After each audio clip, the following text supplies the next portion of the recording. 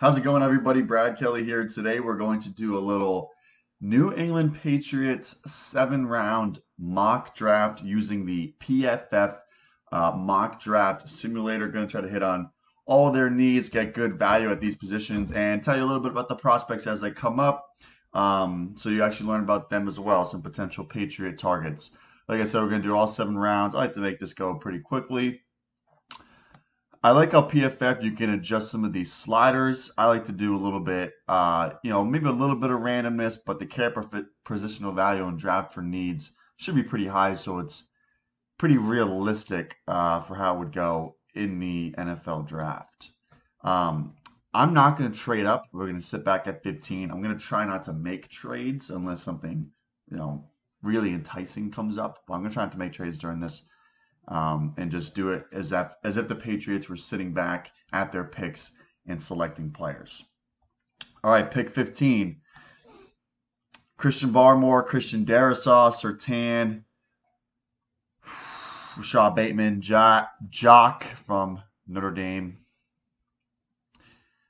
So it looks like the quarterbacks have all been selected. Yeah, the top 5 quarterbacks have been selected.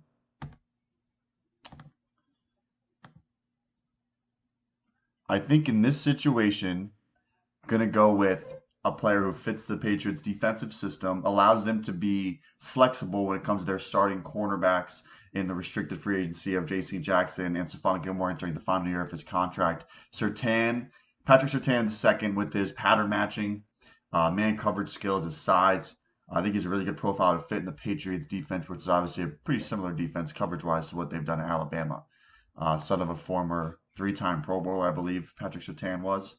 So the next pick is going to be pick 46. I think Surtain's kind of like a blue chip guy in this class, especially at the position. One of the 2 best corners in the class. Probably a better player today than Caleb Farley from Virginia Tech, but I could see Farley and his athletic traits surpassing Surtain pretty early in their NFL careers. Pick 46.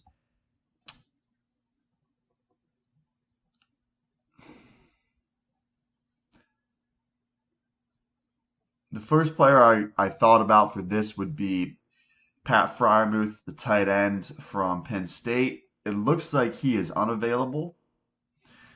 I think there's a drop off between he and Brevin Jordan. I'm not quite sure if I'm comfortable taking Miami tight end Brevin Jordan at pick 46. Could look at wide receiver, but I think there's a lot of good ones uh, that will be available down the line as well. 96, by the way, would be the 3rd round comp pick the Patriots are getting for Tom Brady. Most likely to be like pick 96 or, one of the first ones they give out for the 3rd round.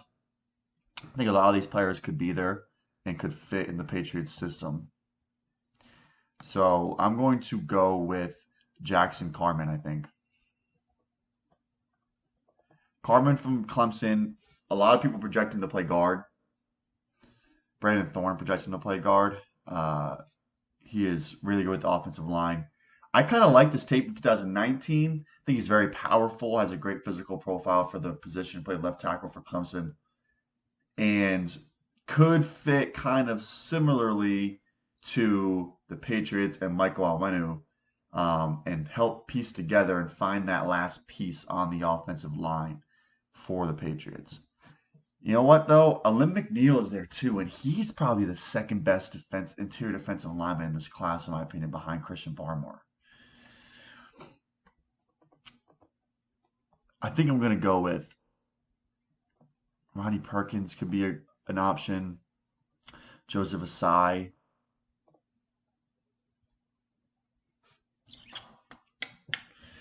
I'm gonna go with Alim McNeil, interior defensive lineman, to change my mind. Really freak of nature at the position. Probably a one-gap penetrator. So not necessarily the perfect fit for the Patriots in their interior defensive lineman, but I think he's someone that could fit into an Adam Butler type role. And with Adam Butler entering free agency, he could be a fit to replace him if they don't retain him, or if they do, to provide depth behind him. The interior defensive line is definitely a huge question mark for the Patriots at this current time. Now, this is where we got to look at a tight end or a wide receiver. Brevin Jordan still being available, I think, provides great value. That's the first player I thought of at this spot. A receiving type of tight end. It can be an H-back.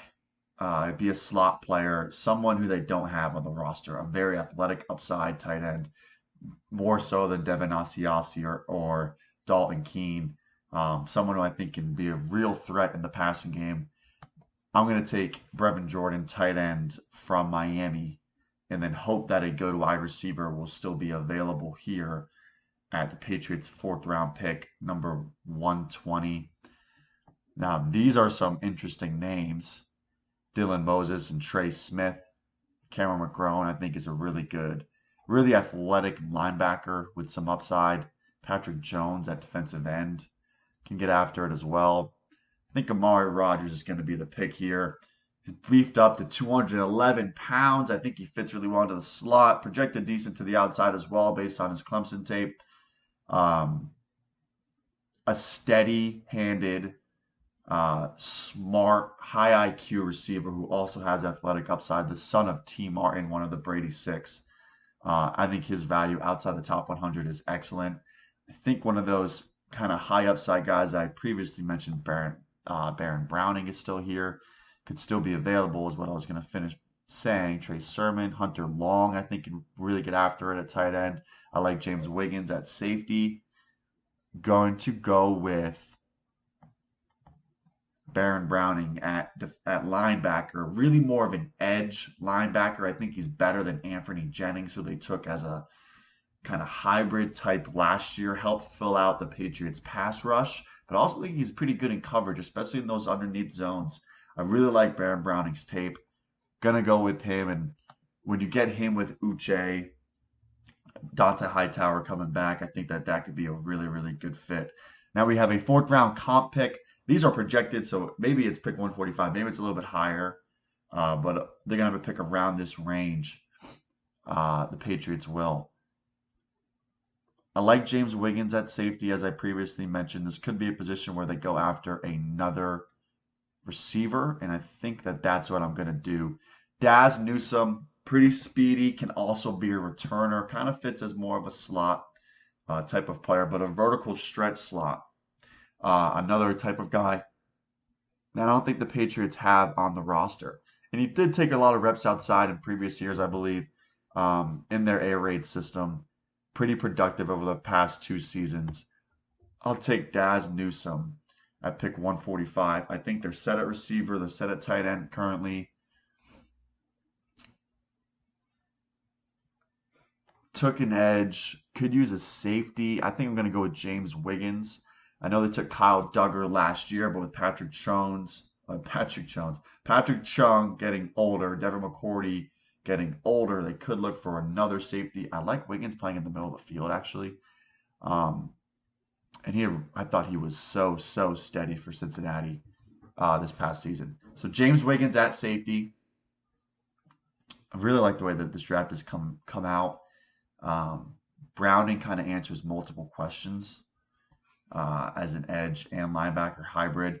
So right now, I think it's just about taking some high upside athletes, right? We want to get guys who maybe they can develop into a good player. And just looking here, there's a few. I like Josh Palmer's tape at Tennessee. And there's a lot of good running backs available right now. Puka Williams, Larry Roundtree, Elijah Mitchell, and who was above it. Jarrett Patterson was up here.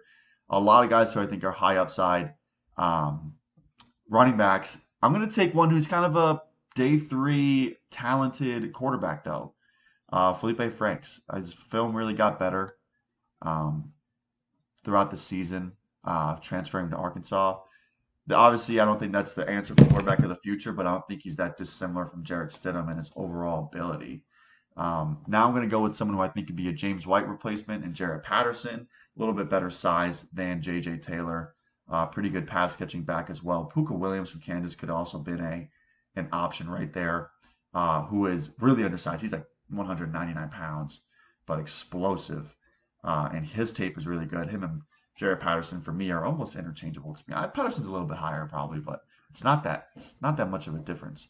Last pick here, Jacoby Stevens would make sense as a linebacker and safety hybrid, something that the Patriots really like. But I think something that they kind of already have in Adrian Phillips, and he's played really well over the years. Who else here? Could go back to wide receiver. Darren Hall, I like at corner. Matt Bushman, I kind of like at tight end. I don't think he played this past season. Monty Cox, he's athletic wide receiver. I don't think Tuck Boylan has enough in coverage. Kairos Tonga is explosive on the interior defensive line. Wouldn't hurt to get depth there. Don't want to overthink the last pick.